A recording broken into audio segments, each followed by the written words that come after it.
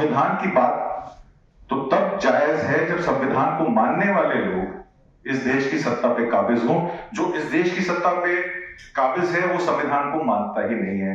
तो आप वफा की उम्मीद कैसे करेंगे जो नहीं जानते वफा क्या है। करीब 7 से 8 अमेंडमेंट्स सिर्फ कॉन्स्टिट्यूशन की और करीब 6 से 7 अमेंडमेंट्स आपको लेजिस्लेचर की चाहिए वन नेशन वन इलेक्शन कराने के लिए। 2024 के इलेक्शन के बाद बहुत सारे लोगों ने कह दिया था कि अलगाववाद बढ़ेगा। 2024 के इलेक्शन के बाद अलगाववाद घटेगा नहीं, बढ़ेगा। उसका यही मेन ऑब्जेक्टिव कारण यह है कि स्टेट्स की पावर्स को ले लेना, उनकी टैक्स कलेक्शन की पावर्स, उनकी एडमिनिस्ट्रेशन की पावर्स, उनके एलजी की पावर्स। जवाहरलाल नेहरू और डॉक्टर बी आर अम्बेडकर का जो भ्रम जाल आरएसएस और भारतीय जनता पार्टी फैलाती है, ये भ्रम दूर करना जरूरी है। क्योंकि जवाहरलाल नेहरू ने ही डॉक्टर बी आर अम्बेडकर को कॉन्स्टिट्यूशन का निर्माता बताया भी था और उनको काम भी दिया था। कॉन्स्टिट्यूशन की सारी जो अमेंडमेंट्स हैं या सारे जो कॉन्स्टिट्यूशन का लेखा जोखा है वो सब जवाहरलाल नेहरू की परमिशन पे डॉक्टर बी आर अम्बेडकर ने किया था। तो इसमें हमें कोई संदेह या संकोच नहीं होना चाहिए। कॉन्स्टिट्यूशन की अगर सबसे ज्यादा वायलेशन हो रही है तो या जम्मू कश्मीर में हो रही है या मणिपुर में।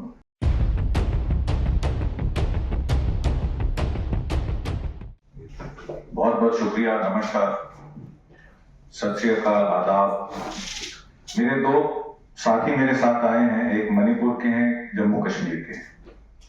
और आज की सभा में इनको बुलाना इसलिए जरूरी था कि कॉन्स्टिट्यूशन की अगर सबसे ज्यादा वायलेशन हो रही है तो या जम्मू कश्मीर में हो रही है या मणिपुर में।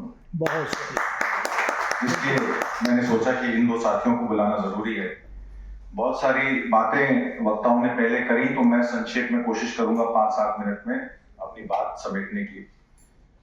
आरएसएस की बात करें तो डॉक्टर अंबेडकर के बारे में जवाहरलाल नेहरू का एक स्टेटमेंट बहुत जरूरी है हम लोगों को आज इस बात पर जिक्र करना कि he is often spoken to us, one of the architects of our constitution. He is talking about B.R. Ambedkar. There is no doubt that no one took greater care and trouble over constitution making than Dr. Ambedkar. तो ये जवाहरलाल नेहरू और doctor B R Ambedkar का जो भ्रम जाल RSS और Bharatiya Janata party फैलाती है, ये भ्रम दूर करना जरूरी है। क्योंकि जवाहरलाल नेहरू ने ही डॉक्टर बी आर अम्बेडकर को कॉन्स्टिट्यूशन का निर्माता बताया भी था और उनको काम भी दिया था। कॉन्स्टिट्यूशन की सारी जो अमेंडमेंट्स हैं या सारे जो कॉन्स्टिट्यूशन का लेखा जोखा है वो सब जवाहरलाल नेहरू की परमिशन पे डॉक्टर बी आर अम्बेडकर ने किया था। तो इसमें हमें कोई संदेह या संकोच नहीं होना चाहिए। दूसरी बात, आरएसएस के बारे में मैं ये कहूंगा कि जिनका मन विदेश से भरा है वो देश क्या चलाएंगे। आज जो हुआ वो सिर्फ बाबा साहब का ही नहीं, उनके दिए संविधान का भी अपमान है। ये मैं उस दिन की बात कर रहा हूं जिस दिन पार्लियामेंट में एक सीज हुआ। आपने देखा पार्लियामेंट में एक second attack B R Ambedkar की कॉन्स्टिट्यूशन को लेकर, जब ऑपोजिशन के एमपीज बाहर प्रोटेस्ट कर रहे थे और लोकसभा राज्यसभा चलाने वाला जो दल है भारतीय जनता पार्टी, वो उनको अंदर नहीं आने दे रहा था। डॉक्टर बी आर अम्बेडकर की फोटो लेकर वो बैठे थे। तो वो दृश्य हमें नहीं भूलना चाहिए, ये मैं बताना चाहता था।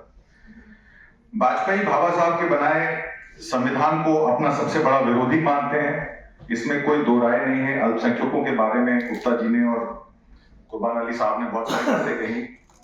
हालांकि उनको लगता है कि वो जिस प्रकार गरीब, वंचित, दलित का शोषण करके उनके ऊपर अपना प्रभुत्व कायम करना चाहते हैं, उनकी इस बंद मंशा के आगे संविधान ढाल बनकर खड़ा है, ये भारतीय जनता पार्टी भी समझती है। और इसीलिए शायद वो जो कोर वैल्यूज हैं कॉन्स्टिट्यूशन की, उसको वो टारगेट कर रही है। तो इस पर हम लोगों को ध्यान देना जरूरी है। पहले संविधान बदलने के एजेंडे को और फिर बाबा साहब विरोधी मानसिकता के उजागर होने के बाद अपनी हताश मोदी शाह की जोड़ी ने राजनीतिक हिंसा और धमकी का सहारा दिया। ये भी चीजें आपने देखी, ED, CBI, income tax, Hemant Soren को अरेस्ट किया, अरविंद केजरीवाल को जेल में डाला। ये सब कॉन्स्टिट्यूशनल मोरालिटी के खिलाफ है। संवैधानिक के द्वारा चुनी हुई सरकारों को अगर आप इस तरीके से डील करेंगे, ऑपोजिशन रूल को स्टेट से डील करेंगे, तो ये बहुत ही गलत विचार हैं और कॉन्स्टिट्यूशन का उल्लंघन है। राज्य और सेंटर के रिलेशनशिप को जिस तरीके से 2024 के इलेक्शन के बाद बहुत सारे लोगों ने कह दिया था कि अलगाववाद बढ़ेगा, 2024 के इलेक्शन के बाद अलगाववाद घटेगा नहीं, बढ़ेगा, उसका यही मेन ऑब्जेक्टिव कारण ये है कि स्टेट्स की पावर्स को ले लेना, उनकी टैक्स कलेक्शन की पावर्स, उनकी एडमिनिस्ट्रेशन की पावर्स, उनके एलजी की पावर्स। अभी आपने किसान आंदोलन की बात की, तो मैं आपको बताऊं कि डीजीपी पंजाब गुरदासपुर के 3 लड़कों को नामजद करता है, जिसमें 2 वर्कर्स जो हैं वो डेली वेज लेबरर्स हैं, उनकी फैमिलीज हैं जिन पे वो डिपेंडेंट हैं, उनके ब्रेड विनर्स हैं, अकेले कमाने वाले लोग हैं, और एक ट्रक ड्राइवर। उनको पीलीभीत में जाके उनका एनकाउंटर करता है, और वो जो डीजीपी है उसके परिवार के लोग आरएसएस की शाखा के लोगों को एंटरटेन करते हैं, उनको बैठाते हैं, उनको खाना खिलाते हैं। तो आप समझिए पंजाब का डीजीपी किसको रिपोर्ट कर रहा है, किसके इशारों पर पीलीभीत में जाके एनकाउंटर आता है। ये वही पीलीभीत है जहां पर हमने एक न्याय रैली की थी। न्याय रैली क्यों की थी? अजय मिश्रा टहनी के लड़के ने 4 किसानों को और एक मीडिया कर्मी की हत्या कर दी थी। उसके बाद उसको अरेस्ट नहीं कर रहे थे, तो हमने रैली करी पूरनपुर में, और पूरनपुर में वहां का जो एसपी था, जब हमारे आदमी वहां परमिशन लेने गए, गुरुद्वारे की जमीन पर हम करना चाह रहे थे, तो पब्लिक प्लेस भी नहीं थी, पर क्योंकि इकट्ठा था 10-15 हजार लोगों का, तो परमिशन लेनी पड़ती है लोकल एडमिनिस्ट्रेशन से। तो उस समय के एसपी ने ये कहा कि आप कर तो रहे हैं लखीमपुर के इंसिडेंट पे पीलीभीत में रैली, पर कल को कुछ गलत हो गया तो हम जिम्मेवार नहीं होंगे। तो हमने कहा हम देख लेंगे, आप परमिशन दीजिए। उसका असर क्या हुआ?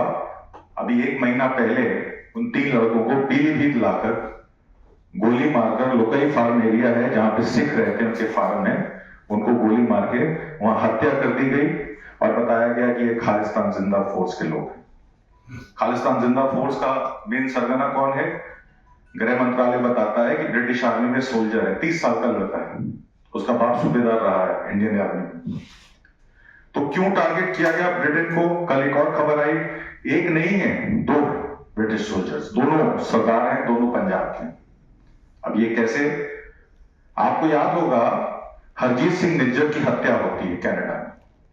उसका जो सीधे सीधे तार है, वहां का जो कंसुलेट है ब्रिटिश कोलंबिया का सरे में, वहां के जो हमारे दूतावास के अधिकारी हैं वो लिप्त पाए जाते हैं। सीधा सीधा गृह मंत्रालय से उनका कनेक्शन होता है। अजीत डोवाल, लॉरेंस बिश्नोई, इनके नाम बाहर आते हैं। और एक विकास यादव नाम का जवान जो अब रॉ में है, उसका नाम आता है। वो निखिल गुप्ता एक लड़का पकड़ा जाता है चेक रिपब्लिक में, जिसके कनेक्शन तार सीधे गुजरात से जुड़े होते हैं। गुजरात का एक ड्रग डीलर होता है, और वो एक आदमी को सुपारी देता है जो फेडरल एजेंट है, डबल एजेंट है, और वो पकड़ा जाता है। जब उसको अमेरिका ले जाया जाता है चेक रिपब्लिक से, तो सारी परतें खुलती। अब आप बताइए, डीप स्टेट तो छोड़ दीजिए, देश का गृह मंत्री, देश का गृह मंत्रालय, देश की एनआईए, देश का एनएसए, सब लिप्त हैं। पहले हरजीत सिंह निज्जर, फिर गुरपतवंत सिंह पन्नू। मैं कहता हूं खालिस्तानी समर्थक होंगे, कुछ भी होंगे, क्या आप घुस के मारेंगे? आप में और नेतन्याहू की इजराइल में क्या फर्क है? वो भी तो फिलिस्तीनियों को मार रहा है।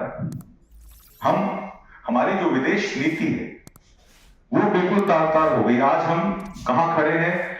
हम बांग्लादेश के साथ नहीं खड़े हैं, हम श्रीलंका के साथ नहीं खड़े हैं, नेपाल हमारे हाथ से चला गया है, मलेशिया हमारे हाथ से चला गया है, मालदीव्स हमारे हाथ से चला गया है, मॉरिशस हमारे हाथ से चला गया है। मणिपुर में अनअबेटेड वायलेंस पिछले 2.5 साल से चल रही है। एन बीरेन सिंह मुख्यमंत्री बने हुए हैं। जो होम सेक्रेटरी फेल हो गया कर्टेल करने के लिए वायलेंस को, उसको गवर्नर बना के अमित शाह साहब भेज देते हैं। और फिर देश का गृह मंत्री उत्तर प्रदेश में जाता है इलेक्शंस के समय, लोकसभा के, और अजय मिश्रा टहनी के लिए रैली करता है लखीमपुर में, और कहता है इसको मैं बड़ा आदमी बना दूंगा, इसको जिताइए।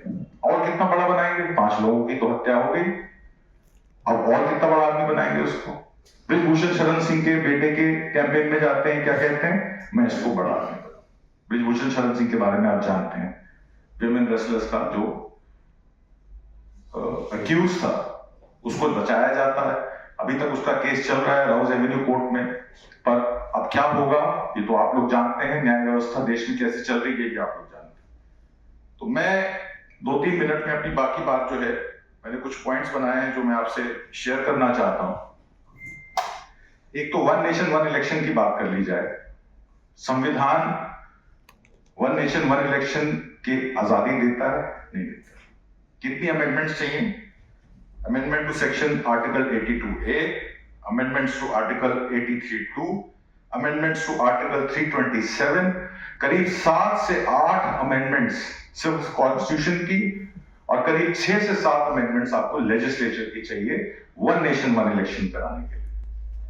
उसमें स्टेट के रोल खत्म हो जाएंगे। पंजाब के साथी जो बैठे हैं वो कहेंगे पंजाब की जो विषय है वो स्टेट गवर्नमेंट डील करती है, एग्रीकल्चरल स्टेट सब्जेक्ट है, law and order state subject है। Jammu Kashmir reorganisational bill supreme court में ठंडे बस्ते में पड़ा है, मणिपुर पर स्वतः संज्ञान सुप्रीम कोर्ट नहीं ले रही, तो कौन मैनेज करेगा? कॉन्स्टिट्यूशन की बात तो बात की है, मैं तो आज करंट की बात कर रहा हूं आपसे। संविधान के निर्माताओं ने संविधान को कुछ सोच के लिखा था। आज उसी संविधान की जो स्पिरिट है उसको आपने खत्म कर दिया, डेड कर दिया। तो सवाल यह पैदा हो जाता है कि आप चाहते क्या हैं? आप देश में हिंदू मुसलमान कराना चाहते हैं? आप देश में, मेरे ख्याल किसी ने बोला नहीं, मैं बोल देता हूं, क्योंकि मेरा दायित्व बनता है कि अगर मेरे मुसलमान भाई मेरे साथ खड़े हैं, उनके घरों में बुलडोजर चल रहा है, तो क्या मैं बोलूंगा नहीं बुलडोजर के बारे में? क्या बुलडोजर चलना सही है, जायज है? नहीं है जायज। क्या संभल में मस्जिद पे जो सर्वे का ऑर्डर लिया गया, क्या वो जायज है? नहीं जायज है। और कुओं में हरि मंदिर खोजने वाले ये जो आरएसएस के कार्यकर्ता हैं, जिनको आप 80% कहते हैं, उनको शिक्षा स्वास्थ्य तो आप देना नहीं चाहते। आप क्या करना चाहते हैं? आप शिक्षा स्वास्थ्य देने की बजाय उनको भाला, फरसा, डंडा, जय श्री राम की उद्घोषणा के नारे देना चाहते हैं, ताकि देश का बंटवारा हो फिर से। घुसपैठियों के नाम पर जो देश का अल्पसंख्यक समाज है वो भी घुसपैठिया है। आज पंजाब का सिख जो है वो कनाडा क्यों जाता है? अपनी जमीनें बेच के वहां ड्राइवर की नौकरी कर रहा है, डिलीवरी बॉय बन रहा है। क्यों जाता है? क्योंकि उसको पता है उसका कोई फ्यूचर नहीं है। कोई बाप नहीं चाहता कि उसका बेटा इस देश में रहे। तो संविधान की बात तो तब जायज है जब संविधान को मानने वाले लोग इस देश की सत्ता पे काबिज हों। जो इस देश की सत्ता पे काबिज है वो संविधान को मानता ही नहीं है। तो आप वफा की उम्मीद कैसे करेंगे जो नहीं जानते वफा क्या है? मैं आखिर में अपनी बात जो है वो एक 4 कपलेट से करूंगा। ये किसी का शेर है। जलते घर को देखने वालों, फूस का छप्पर आपका है, आपके पीछे तेज हवा है, आगे मुकद्दर आपका है, उसके कत्ल पे मैं भी चुप था, मेरा नंबर अब आया, मेरे कत्ल पर आप भी चुप हैं, अगला नंबर आपका है। धन्यवाद।